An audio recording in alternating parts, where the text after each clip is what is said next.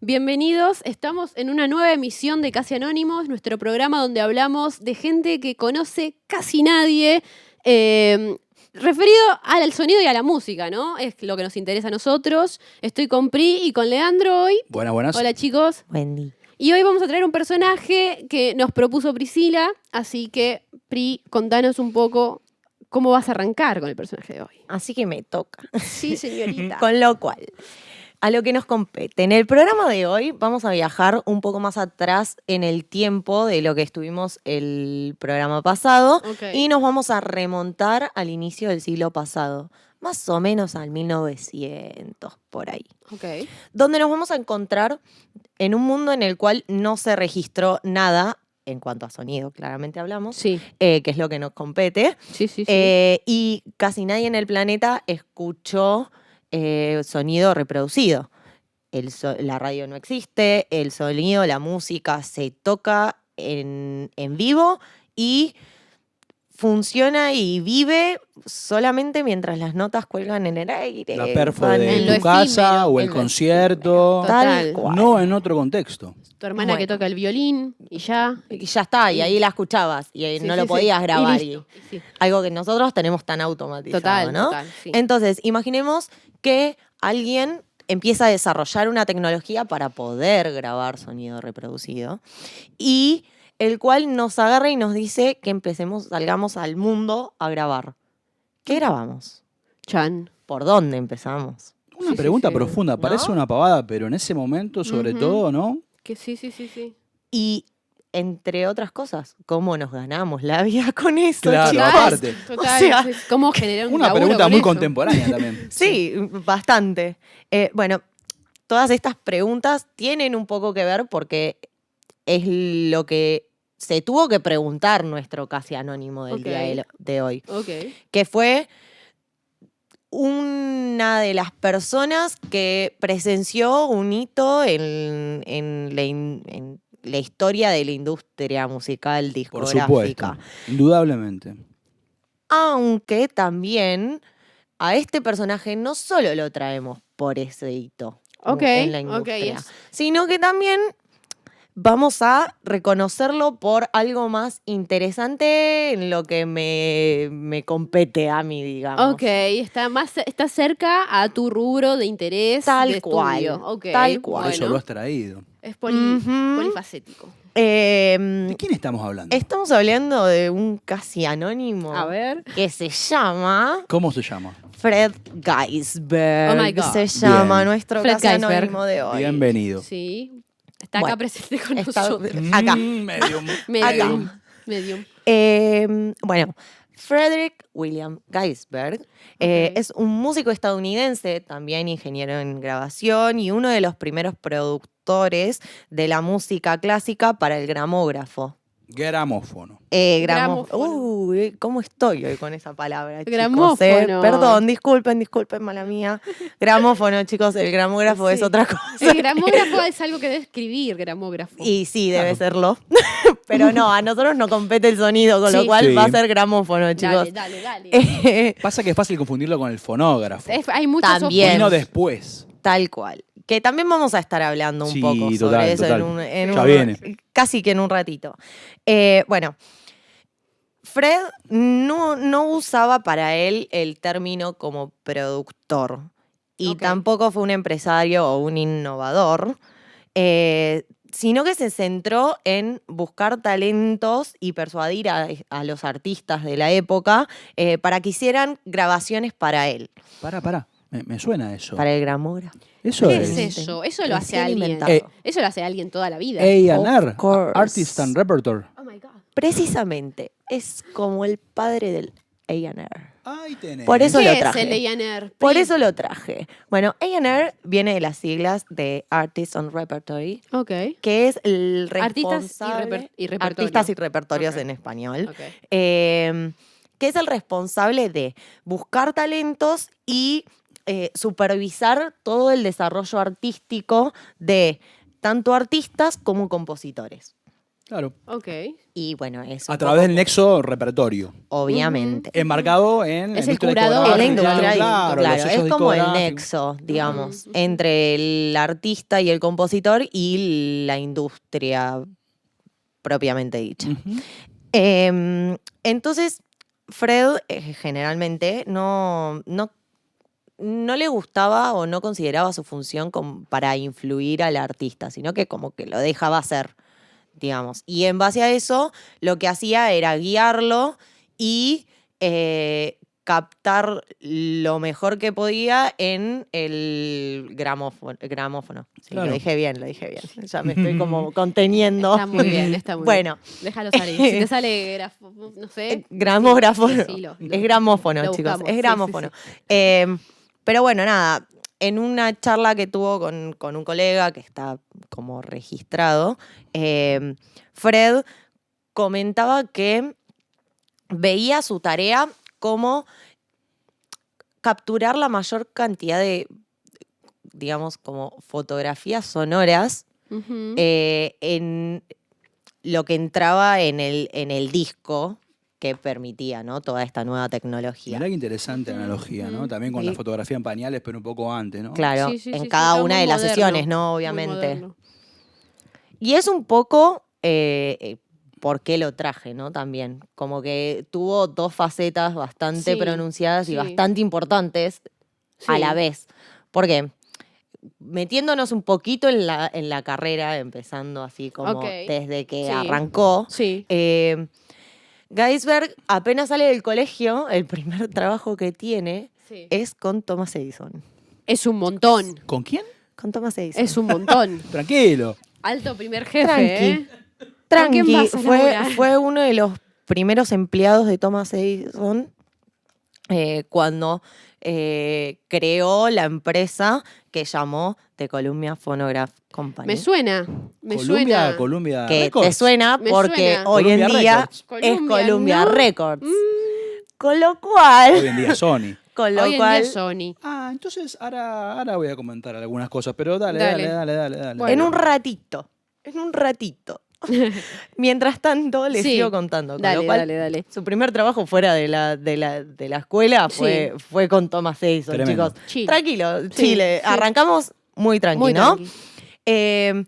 Bueno, después Fred comenzó a trabajar para la industria discográfica en Estados Unidos, todavía siendo muy joven, ¿no? Ujú. Convirtiéndose así en un pionero de las primeras grabaciones. Por supuesto. Que es un poco también lo que contábamos hace un Claro. ratito, Ujú. ¿no?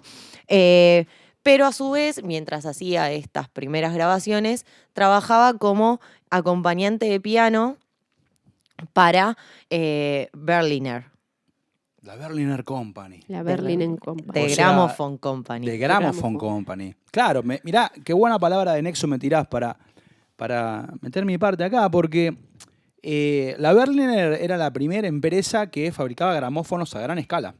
Ujú. Pero no tenías, digamos, acceso directo. Si bien lo tenías, digamos, la gente todavía lo miraba como algo exótico, como la gente ahora puede llegar a mirar, no sé, De inteligencia artificial. ponele, no sé. Puede ser, ¿eh? Al principio. Entonces, claro, o iba de la mano de alguien especializado que entendía el tema o prácticamente no salía de la caja. Claro, sí. Y acá es donde aparece una figura como Geisberg. Y otra vez es Berliner, el mismo Berliner el que le da el pie. Y está bueno, hablamos un poco del programa pasado. ¿Se acuerdan de Ken Townsend dándole el pie a Geoff Emerick? Tiene que ver un tal poco cual. eso también. Sí, sí. Ujú. No, bueno, dale, andá y hacelo vos. Ujú. Y miren qué pavada andá y hacelo vos. Andate con $25 en el bolsillo, Tranqui. un gramófono Y una Bizarro, bicicleta. ¿no? y una dirección en Londres Sí. para fundar el primer estudio de grabación de la historia. Oh my Ujú. God. Chan, chan, chan. Tal cual. ¿Cuál es Esto el no primer está en estudio de todos grabación de la lados. historia? Esto no está en todos lados. No. Yo estudié en la universidad, también en una escuela de sonido muy querida, y no me lo dijeron. Y lo No, busco y no, lo busco no, y no, no no. está. Y esto empezó acá, ¿eh? Ujú. Y ahí puntualmente, y ahora nos va a contar José, nos va a contar Priscila también, él empieza a hacer estas primeras grabaciones por compañía, por contrato, con esta noción de AR ya metida, pero empieza a aparecer toda esta cosa de, che, el gramófono en sí mismo es algo que no es un micrófono, porque el micrófono todavía no existía. Tal cual. El traductor estaba metido en el aparato que registraba. Entonces había que llevarlo todo eso junto al lugar. Y no existía la noción de calidad. Grabar era un milagro. Sí, ya era demasiado con eso. Pero digamos, la relación sin el ruido no era buena. Si no te ponías al lado a gritarle o a tocarle el violín, muy bien no iba a salir. Sí. Pero la gente no pensaba en eso. La teoría de campos sonoros y todas las cosas que vienen con los micrófonos viene después. Sí. No solamente por los micrófonos mismos, sino por los años que esos dispositivos tuvieron en la industria. Total. Y es interesante después, como en los 60 todo esto un poco medio se da vuelta, pero ya vamos a hablar de eso. Bueno. Yo creo que lo mejor ahora es empezar a pensar en cómo estas primeras grabaciones se las empezó a hacer dentro y fuera de Inglaterra. Entonces, bueno, ¿qué pasó acá? ¿Qué pasó? Bueno, un poco ahí entra también el hermano de Fred, Sí. que se llamaba William, como él, Como él. como Guillermo. segundo nombre, Guillermo. Carlos William. Williams. donde a principios de 1901 más o menos, siguió obviamente a su hermano Fred al otro lado del charco, porque él vivía en Estados Unidos, pese a el no visto bueno del padre, porque el padre no quería que los hijos estén en la industria de la música. Sí, había como algo de inseguridad, ¿no? Tal Al no cual. estar todo tan Entonces, armado. como que no le gustaba, pero William dijo, yo sigo a mi hermano igual y vamos. Total. Sí. Bueno, entre los dos empezaron obviamente, se unieron a esta compañía creada de Gramophone Company y poder empezar, fueron los que primero grabaron no solo con estrellas internacionales, sino que fue las primeras personas en producir grabaciones en India y en Japón. Tremendo. Total. Terrible. Total. Terrible. Total. Y en cuanto a las grabaciones en India, ¿sí? Fueron en un estudio improvisado, como hablabas recién vos, que tenías que poner y llevarte esa valijita En locación. o sea, en el lugar que tenían, que fue un estudio improvisado instalado en 2 habitaciones de hotel en Calcuta. Un bocadito chiquito que se me ocurre ahora, muy chiquito. Qué visión también la de Berliner, ¿no? De mandarlos a Inglaterra por el asunto de la mancomunidad. O sea, la cantidad de países a los cuales Inglaterra tenía acceso en ese momento y únicamente Inglaterra. Total. Accesibilidad, viajes. No lo había Tal cual. registrado, total. Eso también es tener visión, ¿no? Es un flash. Sí. Es un Y saber flash. también, ¿no? Es un De flash lo que de estaba producción haciendo. en algún punto, ¿no? Como una vista muy... Por supuesto. Sí, yo estuve viendo mucho el libro de los diarios, de los viajes de Tremendo. Fred, que es, si lo quieren buscar, es una joya total, Tremendo. porque es toda como una bitácora que hace el pibe cuando va viajando, tiene fotos. Está en internet, está en más Es de un blog. hermoso, es hermoso. Sí. Que se toma el té con las geishas, que va para acá, que va para allá, que hace calor, que camina por el... ve a la gente como nativa. Es toda una cosa muy poética también, ¿viste? Sí, tiene mucho de eso, de mucha como... Ahí es como para mí es un Indiana Está- Jones del claro. sonido, ¿viste? Ponele. Porque en esa época también, esos Ponele. países. Tal ¿viste? cual. Todo Está como muy, muy poetizado también toda la es muy escritura romántico, esa. es muy Sí. romántico el tipo sin saber nada, yendo a lugares donde nadie escuchó esos sonidos y ir a grabarlos un montón. En 1902, en 1903, él estuvo viajando por estos países, ¿no? Y grabó, por ejemplo, a estrellas. Caruso es uno, el italiano, el tenor Tremendo. italiano. Enrico Enrico Caruso, Caruso, claro. efectivamente, que es como es un nombre que en esa época era Sí. muy grosso. Sí, Era claro. el tenor, lo nombraban a él. En vivo. En vivo, claro, bueno. Sí, claro. ¿Me entendés? Lo Acordémonos consiguió. que no había grabaciones. No había Entonces, nada, nadie tenía registro de eso. tenían que viajar hasta donde esté presentándose Y la gente para... Vamos a la escala de Milán a grabar a Caruso. Claro. Totalmente, y era como un animal mitológico esos nombres para la gente, porque si no los escuchaste nunca y sos clase media, ¿qué vas a ir a dónde? ¿A Olvidando. Italia a escucharlo? En Japón grabó en un mes 270 títulos, que si lo quieren buscar, hay un disco en Bandcamp que está tremendo una recolección eso. de eso. Después lo podemos poner en los comentarios ahí en YouTube. Sí, en Spotify. ponemos ese link porque la verdad que es una fantasía psicodélica para mí escuchar eso. Hermoso. Es muy lindo. Y bueno, y después viajó mucho a Rusia. Imagínense, ahora es lejos Rusia. En ese momento no sé qué sería Rusia, la verdad, otro planeta. Y grabó al tenor ruso Vladimir Rosin, que también es otra estrella muy famosa. Bueno, Rusia, vos decís, ¿y Japón? ¿Y Japón qué? Y si Rusia era lejos en esa época. Ah, pero ¿Japón totalmente. No, eran otro. Pero bueno, Japón fue, pero también fue a Hong Kong, fue a un montón de lados, fue a Calcuta, como decía Pri, flasheó un montonazo. Y está todo escrito. Esto. Y a todo esto también tenía que convencer a la gente de que esto funcionaba, de que era el futuro, que era un poco lo que hablábamos. Ayanar. Era un poco lo que estaba hablábamos, inventando haciéndolo. Obvio. No era una perédica de creo el concepto y después lo hago. Claro. Era creo el concepto haciéndolo. Claro, ¿no? y Totalmente. tener que convencer a estos artistas de renombre y tener que decirle, mirá, tengo este proyecto y la gente lo miraba como diciendo... Sí, no, le está vendiendo ¿Qué me estás diciendo? La máquina de hacer chorizos. Claro, ¿qué es esto? ¿quién sos? Total, tenían un feed que pagaban como mínimo, o tenían un máximo de yenes o de la moneda que tengan en cada país para pagarles a los artistas. Tal cual. Y dice que en uno de los fragmentos del libro es que en uno le tuvo que pagar un montón y no dice a quién, que debe ser alguno de estas divas, ¿no? Muy probablemente. Muy probablemente.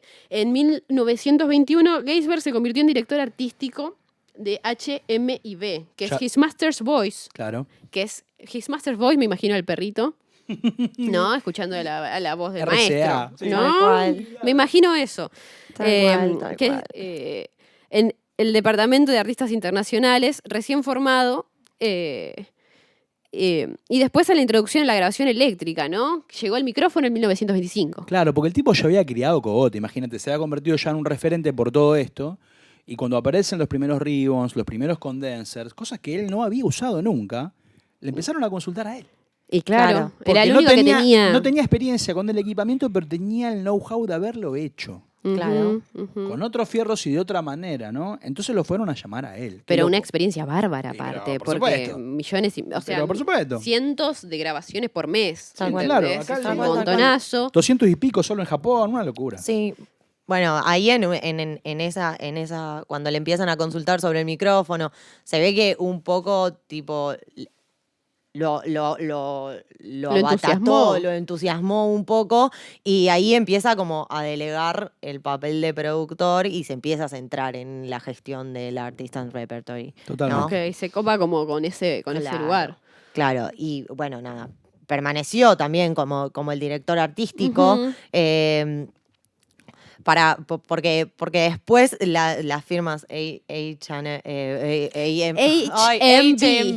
hoy tengo un día, Columbia se fusionan en 1931, ¿no? Sí, creando lo que todos conocemos como EMI. Uy, estamos nombrando monstruos todo el día nombrando monstruos. Y este tipo estuvo en toda esa línea temporal. Es un montón. En la función, tipo, estuvo en la fundación de todas estas cosas de renombre. Son próceres. Estas marcas. Son próceres que nosotros no conocemos. Total. Y nadie habla de esto, que es un poco lo que estábamos diciendo. Sí. ¿No? Sí. Nadie habla. Es histórico, total. Bueno, tremendo. Le proponen, EMI, le propone esto de ser el director. Sí. Y él lo rechaza. No. Le dice, no quiero trabajar gracias. así. No, gracias. Quiero hacer otra cosa. Él prefería ser el vínculo entre los artistas y la empresa. Ahí se halló. El A&R. Bueno, y nada, en 1939, con 66 años, él se jubila, pero sigue siendo un consultor para EMI, ejerciendo, obviamente, también una influencia considerable en la música, en la industria discográfica de esa época, por lo que... En tu maravillosa investigación, que le da la bendición a Blumlein, que es el inventor del estéreo en el año 38. Bendición, digamos, comercial de lo que hiciste está buenísimo, yo te voy a ayudar a que impacte en la industria, lo cual es tremendo también. La cual vale decir que sale, la grabación estereofónica sale después de su muerte. Por Él no supuesto, conoce el estéreo. la patente, Él no lo termina conociendo, claro, la patente es pero del 38, pero las primeras grabaciones comerciales fuertes son de fines de los 50. tal cual. La Y primera él- masiva conocida grosa es Kind of Blue, al 59, claro. por ahí. Es el jazz, el Claro, jazzista. sí, disco clásico de más Davis. Tal cual. Pero bueno, nada, entre esas cosas también argumenta a favor de los discos LP, de larga duración, ¿no? Sí, o sea, total. es como que estuvo muy... ¿Le pidieron consejo para la construcción de Abbey Road? Sí. Es exactamente Eso es lo que le iba a preguntar un poco a José ahora. Es el tipo, al principio de los años 30, creo, lo llaman para armar y para consultarle cómo armar un estudio de grabación de música clásica, el estudio EMI, que después se llama Abbey Road, como Claro. hablamos en el primer capítulo de Claro. Casi Anónimos. O sea, lo cuando- escucharon cuando- acá primero. Cuando el tipo se estaba yendo, estaba entrando Ken Townsend. ¿Me Tal cual, entendés? es como el nexo entre las dos cosas. Y después va Ken y dice, bueno, no, ya EMI Estudio me parece que no, Abbey Road. Claro. Tal cual. Nombres, ¿no? No, Bueno, obvio. Casi Y acá- anónimos. acá- Nombres casi anónimos. Casi cual. Anónimos. Drop Y mic. se fusionan.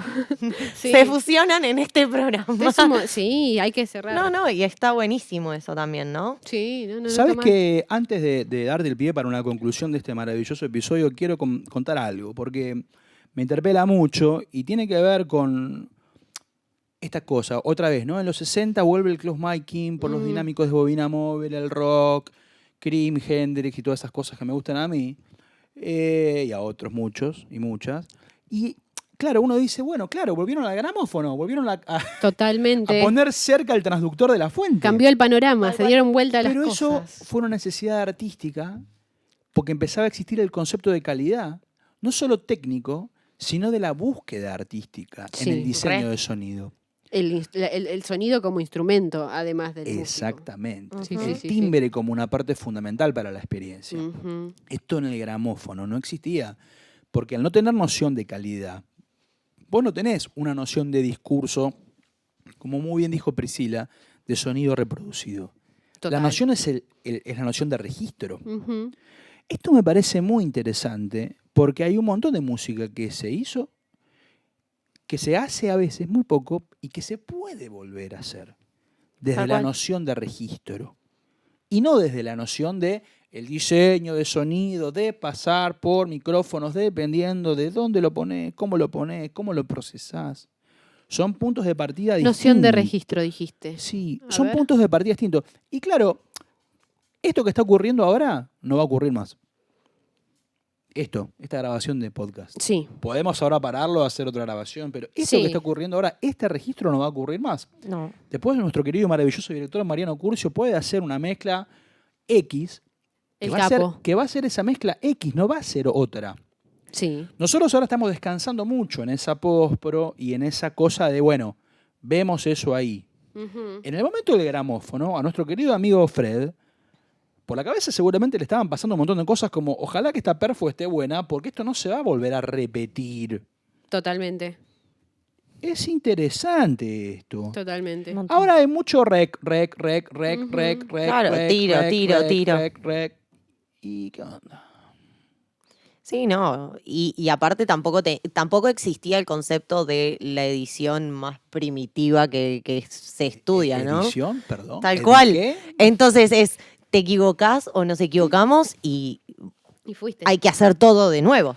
Todo. Alguien podría decir, bueno, pero esto pasaba en el vinilo. Sí, bueno, pero pero ya en el vinilo había nociones de calidad. Yo estoy Claro. hablando... Bueno, acá no hay contraste con que te No. ponerlo, no hay, No. bueno, grabo más cerca o más lejos porque se te lo come el ruido también. No hay contraste con eso, pero también me parece mucho que vibra con la idea de grabación a cinta, lo que decís. También hay algo claro. ahí de un cuidado que hay que tener porque tenemos estos metros de cinta que sale tantos dólares y no Claro, los por podemos volver a supuesto. comprar y entonces el músico tiene que estar como, es esta la toma, porque Tal si no, no puedo grabar el Porque disco. si no, no. Y se me atrasa todo también. Por supuesto. Porque ahí entra un tema de grillas y de tiempo, ¿no? Bueno, O sea, desde la producción, desde la organización, totalmente. re. Pero bueno, pero- son cosas del lado B, capaz. Quizás Tal sean vez- cosas del lado B, ¿Quién te dice? quizás Sí, Pero entonces, bueno, Bri, te doy tu pie. agarro un poco como para poner Pone orden. en limpio un poco todo lo que se habló el día de hoy Dale. en el programa, ¿no? Adelante. Podemos decir como que en conclusión, Fred Geisberg fue uno de los hombres que inventaron la industria discográfica. Le podemos poner ese nombre. Que no te quepa duda. Porque literalmente no existía. Trabajó en Estados Unidos como asistente del que acaba de inventar el disco de gramófono.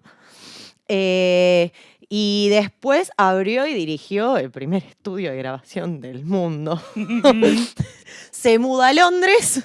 Sí. Y para realizar estas primeras grabaciones con este nuevo invento del gramófono en Europa. Y desarrolló toda una carrera hasta convertirse en un accionista y alto ejecutivo de Graphone Company, que luego se convierte en EMI. Claro. Como bien dijimos antes, donde personalmente esbozó lo que sería el diseño de Abbey Road Studios para música clásica. Sí. Pero, vamos a decirlo, su primer amor fue descubrir y grabar gente, artistas de clase mundial en esa época. Entonces, fue, como se dijo, como nos contó José, que uno de los primeros artistas que grabó fue Enrico Caruso, que era un hito en esa época. El tenor más famoso de ese momento. Quien, como estamos diciendo, fue quien se convirtió en la primer superestrella discográfica del mundo. Y de alguna manera sí. Total. Gracias a él. Total. Y a este proyecto que él abordó.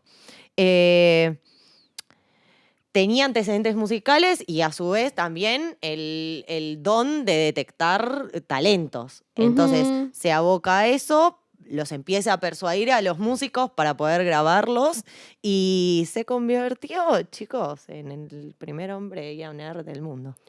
¿Qué flash eso, no? El primer AIR. Inventa este papel, chicos. Es así. No, pero tipo de no poder escuchar, tipo tener que ir a un lugar a ver una obra o a ver una orquesta o a ver un músico menos famoso, o sea, la distancia que hay en eso para una persona en estas épocas. En esa época. Que no hay, no sé, capacidad de movimiento, no está esa libertad.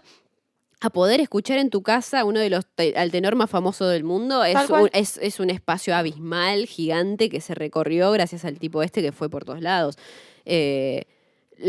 Llevar cultura a los hogares, ¿no? La música, como es un montón, ¿no? Es uno de los que generan que gracias a él hoy la música y la industria musical y discográfica es lo que es. Sí, chicos, lo popular, ¿no? Es tremendo. Lo popular. Que este artista colabora con tal, o sea, esto vino después, pero que vos puedas conocer a The Beatles, por ejemplo, que Lean pueda conocer, no sé, a los Beach Boys, o sea...